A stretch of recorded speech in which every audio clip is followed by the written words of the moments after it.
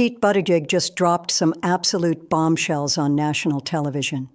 And I need you to pay very close attention to what he said, because buried in this interview are some of the most damning revelations about the Trump administration, things the mainstream media is barely covering. We're talking about pardons for drug kingpins. We're talking about militarized raids on American citizens. We're talking about broken promises on everything from grocery prices to health care. And Buttigieg didn't hold back, not even a little bit. This is the kind of interview every Democrat needs to be giving right now. So let's see the interview. Secretary, great to have you here. I know that you will be out on the trail. I heard you just had a big rally in a purple area. There were more than 1,000 there. I believe it was in Wisconsin. And in my mind, there's two kind of ideological debates playing out in the Democratic Party. And one is this socialism debate. And we've seen that play out right here in New York City. And we've seen some of the polling trends, including Gallup, 66% of Democrats have a favorable view of socialism. And I'm wondering what your response is to that and how you'll handle it on the trail. Yeah, I think it's one of those things that's kind of just become a label and sometimes name calling, where the really important thing is to figure out what candidates actually stand for. It's not surprising that you're going to have a different kind of Democrat winning in a place like New York City than you might in a place like New Jersey or Virginia or northern Michigan, where I live, or the other places we're going to be competing. But what I'm finding is that even though we're a big tent and different Democrats sometimes have different answers, we're asking the same question, and I think it's the right question, which is, how do we make life more affordable in this country? You know, this president took office promising that he was going to make life more affordable on day one. He said grocery prices would go down. They've gone up. Energy prices are up while he's killing utility projects that would create more energy generation. Obviously, we're really in a painful place as a country right now on healthcare, where a big issue in the midterms will be, why did so many congressional Republicans vote to cut Medicaid while they were giving tax cuts to some of the wealthiest Americans? And why did they refuse to extend the tax credits that will help with everybody's premiums going up? You know, the House voted to do it. The Senate GOP refuses, and the president, I think, could solve that with one phone call, but he just won't. So these are the kinds of issues that I've been hearing about, certainly that event you mentioned when I was in Wisconsin, really around the country, and I think they're going to drive the election this year. You know, I think the president's response would likely be that the Biden-era high of inflation was 11%. I brought it down to 2.7%. I have the right solution. There's more work to be done, I imagine, is what he would say. I understand you have a different viewpoint, but you did mention some of these issues playing out, and one of them is the issue of biological men in women's sports. And it's a big issue. In fact, it's one that even Kamala Harris's internal data said moved the electorate by 2.7 percentage points. So where do you come down on that issue, which will no doubt be asked in a presidential debate potentially? Well, I think approaching an issue like that, the most important thing is to take everyone seriously, take people across the different sides of this issue seriously, whether you're talking about parents who are wondering what this means for fairness for their kids competing, or parents who want to make sure that their kids aren't being discriminated against and get a chance to participate. And, you know, this is going to be different in different cases, right? Middle school is not the same thing as the Olympics. Chess is not the same thing as weightlifting, which is why I think these are decisions that are best not made by politicians. But I also have to tell you, I would be surprised if this is a top 3 or even a top 10 voter issue in the midterms this year. I know that millions and millions of dollars came from Republican campaigns to put this issue front and center. They might feel that temptation again, even though I think that effort largely fell flat when they tried to change the subject to this from affordability in the elections in late 2025. But to me, at a time when, again, you got energy bills through the roof, the president has failed to do the things he specifically promised to do, like cut healthcare prices or premiums or cut grocery prices. And at a time when we have these shocking events in Minnesota, right? When you have American citizens being arrested, being gunned down, something that I think can bring a lot of people together.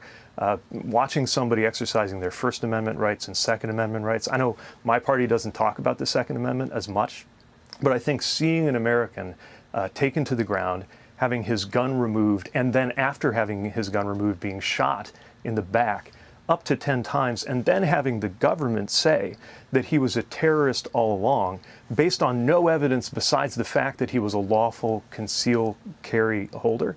I think those are the kinds of things that, as painful as they are, can actually bring together a lot of Americans to say, hey, we need a different direction. Or even if you do usually vote Republican, we need some balance in our government so that you got a Congress that isn't just a rubber stamp, that can exercise some oversight over an administration that's gotten out of control. You know, I think two things can be true. One, it's a tragedy anytime an American citizen dies. Absolutely.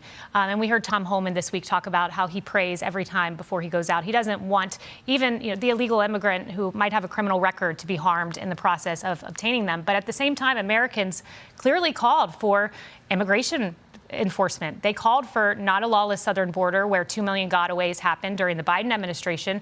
So what's the response to those in your party who are saying abolish ICE? Because that is not where the American people stand.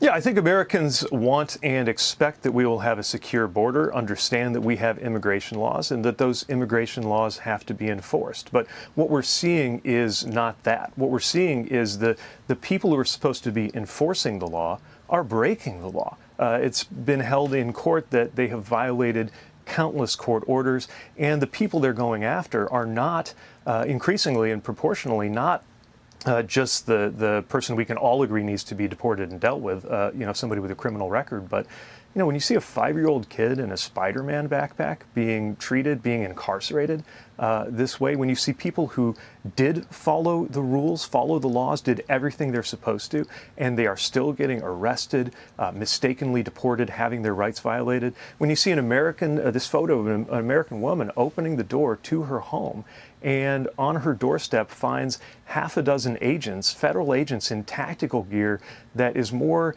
tricked out than what I would take outside the wire when I was in Afghanistan. Again, on the door of an American porch, I think most people get that that is wrong. It is not making us safer. And, the border police should be dealing with the border. I don't know what border is in Minnesota.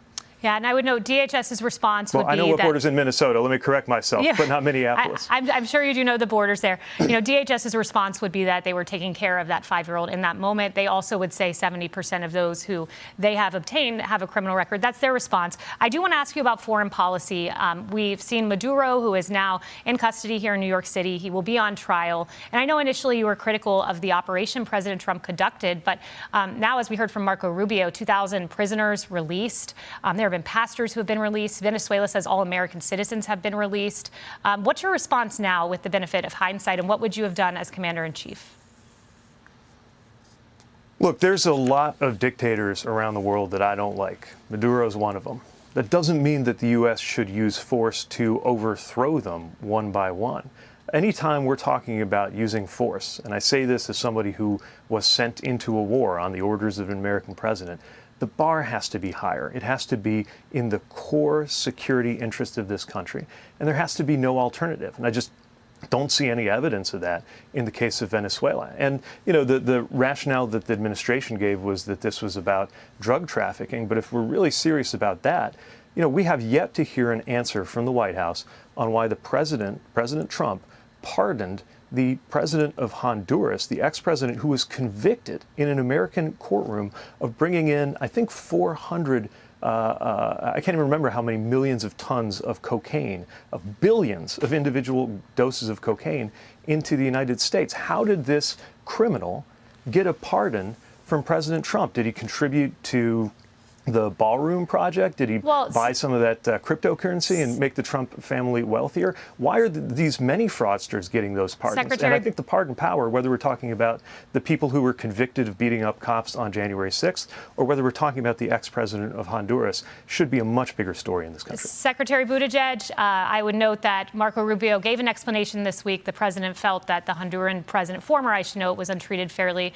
But thank you for your viewpoint. We love having alternative viewpoints here. And we'll be following you, and I know you've already answered you won't share with us if you're running in 2028, which is why I did not ask. So thank you so much. Let me pull all of this together for you, because what Buttigieg did in this interview is lay out a comprehensive indictment of the Trump administration, broken promises on affordability, health care in crisis while the wealthy get tax cuts, a Minnesota shooting where an American citizen was murdered and labeled a terrorist with no evidence.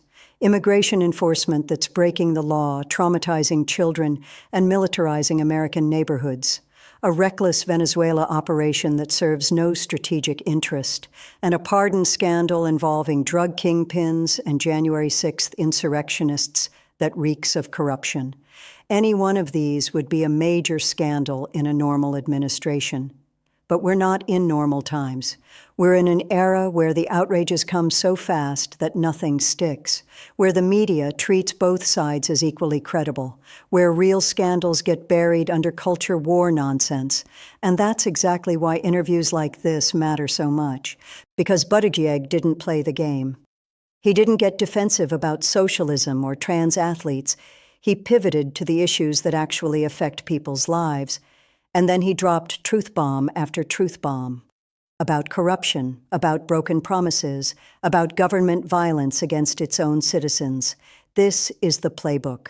This is how Democrats need to be communicating, not apologizing, not playing defense, but going on offense with facts, with passion, with moral clarity about what's at stake. Pete Buttigieg just gave every Democrat a masterclass in how to handle hostile interviews, how to reframe the debate, how to call out the con, and how to make the case for why this administration is failing the American people. The question is whether the rest of the party is paying attention, whether they'll follow this example, whether they'll stop being scared of Fox News talking points and start telling the truth with this kind of clarity and force. Because the truth is powerful. The truth about Trump's broken promises, about his pardon scandals, about his violent immigration enforcement, about his reckless foreign policy. The truth can win, but only if we're willing to tell it. If this breakdown opened your eyes to stories the media is ignoring, hit that like button. Subscribe for more analysis that cuts through the noise. And share this with anyone who needs to understand what's really happening in this country. I'll see you in the next one.